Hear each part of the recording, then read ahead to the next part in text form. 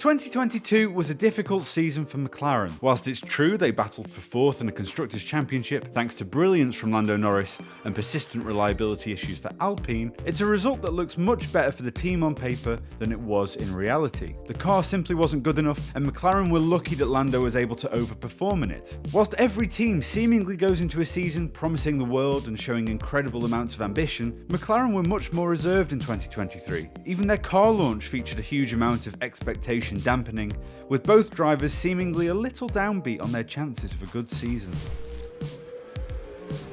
The first 2 days of pre-season testing in Bahrain seem to have done little to alleviate the fear that McLaren are a team heading in the wrong direction. The car looks nervous on track and difficult to drive, and whilst lap times are generally irrelevant for large parts of testing for a number of reasons, such as fuel levels, tyre compound choices, engine power modes, and different experiments being run, a comparable flying lap against the Aston Martin of Fernando Alonso on day 1 in Bahrain put Norris 6/10 adrift, a lap in which Lando was clearly pushing the limits of the car and the track. Maybe Alonso was showboating for Lawrence Stroll, but still, it's not a good look for McLaren. Zak Brown, McLaren's CEO, has also admitted publicly that his team has missed its development targets going into the first race of the season. He tries to neutralise this negativity with promises of impressive developments to come through the season, saying McLaren are encouraged by what they see around the corner. However you look at it though, it is a huge disappointment for McLaren to start a season once more playing catch-up and praying that their drivers over-deliver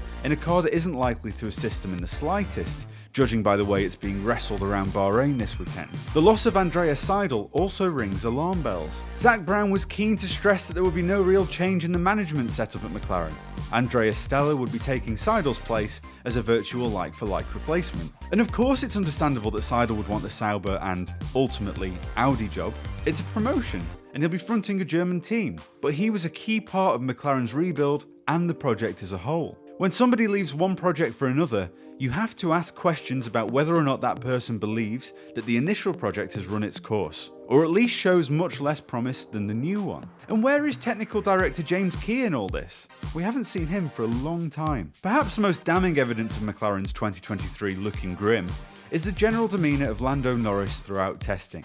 He doesn't look like a man who knows he's in a race-winning car, and perhaps more concerningly, he doesn't look like a man who knows he's in a half-decent car either. Jenson Button famously knew after first driving the Brawn GP 2009 car that he had a shot at winning the championship, and we know how that turned out. Team principal Andrea Stella has already said that there is a major upgrade package in the works, as they realised a few months ago that the current concept wasn't going to be good enough. But it won't be ready until Baku. That could be crucial points dropped. Testing doesn't give us the full picture of how a season can play out in Formula 1, and sure, you might be right in thinking that writing McLaren off this early is premature. But when a team is holding on to one of the most talented drivers on the grid with the promise of a project being successful, every year that Lando is given a car that can't give him what he deserves feels like a waste.